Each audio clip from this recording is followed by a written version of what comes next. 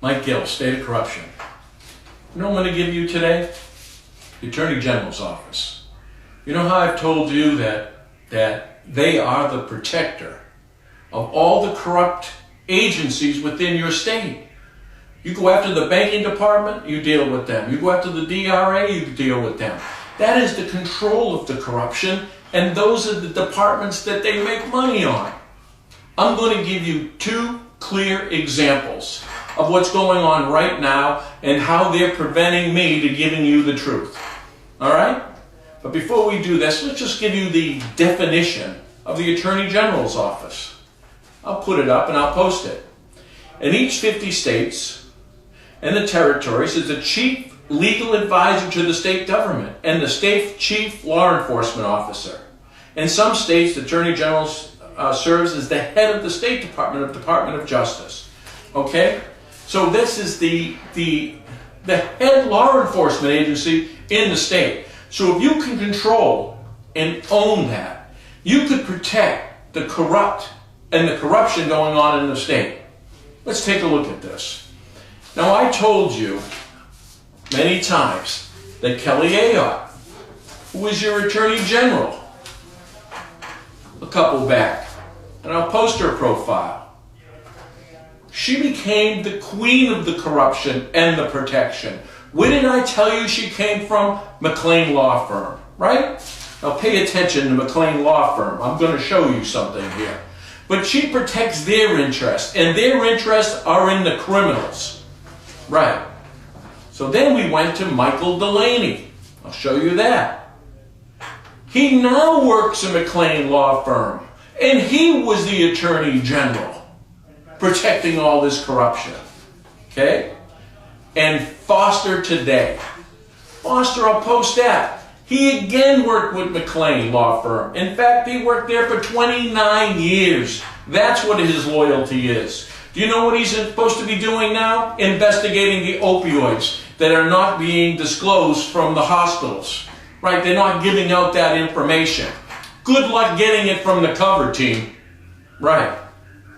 Now, so you're getting an idea of the AG's office. So let's go with Foster and build from that. Now, I went after the drug dealers in the state. You see me with Aganos, Cruz, and Griner in Judge Delker's court. And then in Judge Ruoff's court in Manchester, I'm up against Alex Walker, who's the lawyer for the Catholic Memorial Hospital. And trust me, there's no bigger drug dealer than that hospital, which is why you have Walker as your lawyer. Okay, so I'm going to the Walker, who's protecting the drug dealers, and the actual drug dealers who will be protected by Shaheen and Gordon, particularly Bill Shaheen, Steve Gordon, and we're going to have Tim McLaughlin becomes a very interesting piece in this. So let's go through. So let's start with the drug dealers. Okay? Judge Delker. Did you know that Judge Delker worked in the AG's office? He was an assistant AG. Right. He was also an assistant AG at the same time with his good buddy, Rosenberg. Now I'll post this. Jim Rosenberg, who with Will Delker, the head of the criminal division. Right? They worked together very closely. Now, Rosenberg is the general partner of Shaheen and Gordon. So Delker's good buddy, an assistant attorney general, also Rosenberg at that time, the assistant attorney general, right? Good buddies, is working at Shaheen and Gordon. So that in itself is a conflict. You ready for this one? Now Shaheen's attorney and Gordon representing him is Tim McLaughlin. Right. Now, Tim McLaughlin had a daddy. I met him, I'm a little surprised. But his daddy is Phil McLaughlin. You may sound familiar, but he was the Attorney General. Right. And you know who worked for him? You can see here, and I'll post it. He was the mentor. Right, he retired. You know his two pupils? Well, first of all, he was appointed by Gene Shaheen. All right. Tim McLaughlin's daddy, right? Phil McLaughlin, was appointed as the Attorney General of this state by Gene Shaheen. Or Bill Shaheen. Your choice. Not only that he was the mentor for guess who? Rosenberg and Delker. So you think about this. Tim McLaughlin, who's representing these drug dealers, he's talking, Judge Delker is hearing the case. Judge Delker's mentor is Tim's daddy. And Rosenberg, Delker's good buddy, well, he's only the partner of Shaheen, and they're asking for $30 million. So you can assume his good buddy Rosenberg looking for a payday. See, there's no argument there. Take a look at that. They're all connected. Now, who was investigating this? Dick Tracy. Dick Tracy was the Manchester police captain before that. Right? Do we have a drug problem in Manchester? Oh yeah, the worst in the country per capita. These guys are doing a hell of a job, I gotta tell you. So in other words, you understand that this is incestuous all the way around. Now, what's the other angle? The other angle, I go after Walker. He only tried to have me murdered with these criminals. Right. I gave you the medical records from prison, and I'm working on this with Ritz-Carlton. They were a little anxious about getting it. I had to tell them I'm not going to sue them. But again, the 767 Russian nationalist breaking into my room, we're getting his name, and we're going to publish all of it. And I get the video, you're going to get to see that. But that's Walker. Now, who's hearing that case? Judge Ruoff. Now, you know where Judge Ruoff came from? You ready? The AG's office. At the same time. Right. As Delker and Rosenberg. Everybody's from the AG's office so far. Let's go on. So in other words, Ruoff from the same AG's office protecting the criminality of Walker, who's protecting the drug dealers. Right? At the same time, now take a look. Now, let's see the reach. Did you see that each and every one of them, including Richard Head, from that side, were all from McLean Law Firm? What did I tell you? McLean is running your AG's office. That's their piece of the pie. You don't have a piece in it. For instance, Shaheen's fighting with, for instance, Hassan and Ayotte. They're not looking for your interest. They're dividing up the state and the power within the state. McLean owns the AG's office. Shaheen has these powers and so of manipulation through these departments. Now, do I remind you, you're going to see that I went after Walker. One of the things I was going after Walker is not just protecting the drug dealers, it's the money laundering of the drug dealers by the banking department of New Hampshire. Right. You're going to see the same Richard Head from the AG's office, same one from McLean, files a suit for the state that I have to go to with the banking department. I put a video, follow the head. And you know who the representative is? Is this Mary Witt. Do you know what she refused to give her name? Then refused to tell us where she was from. I'll show you a snippet of the video. She was from the AG's office. See? They're again protecting the banking department. That's how I met Walker, through the banking. So I know how they're covering it up and they're laundering money. It's the same information that I gave to the executive council. Remember Van Osteren and Sununu? Right. You get to listen to doing the laundry.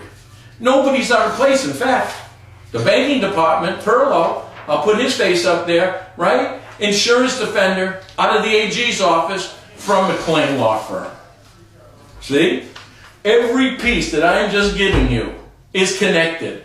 Leahy, who gave the information of protecting Walker with the DRA, she's from the AG's office, right? Now, you know what she did too? She was taking all the criminal information I was sending to Washington, or I thought was sending to Washington, and Carrie Lemieux was sending it to her. Here's a signed receipt of her getting it.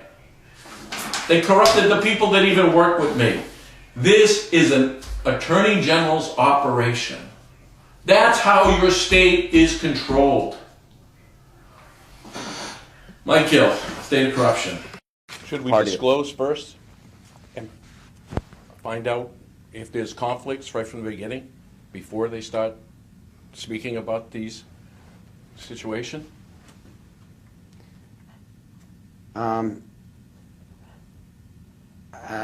I'd ask Attorney Wyant to just address that. When did you do that? Excuse me? When did you do that? I haven't done it. Okay. I said I would ask Attorney Wyant to do that. Thank you. To address that. Although I'm not sure of the relevance of it. Well, I can explain, and it's very relevant. I have multiple cases going on and cases with the Department of Justice in Washington right now. I've got witnesses with immunity right now. So it is extraordinarily relative. So I would ask you, what's the big deal? Well, without answering that question, because I don't think I can, I'd like just Attorney Wyant to just address that. Certainly. Well, first of all, since I'm not the adjudicator, I have no... Could you speak up, please? I can't hear you. Since I am not the adjudicator of this action, I have no requirement to be impartial. In fact, I am here representing the department, and therefore I'm not impartial in this action because the department initiated this action. That doesn't sound like an answer, and it sounds like she's refusing to answer, which makes me think there's a conflict. Now, I'm just guessing. It wouldn't be with McLean Law Firm, would it? At this point, without getting into the rules of professional responsibility that lawyers operate under, I'm going to assume that the attorney representing the department today would disclose any conflicts that would prevent her to participate in these proceedings. Then what would be the problem?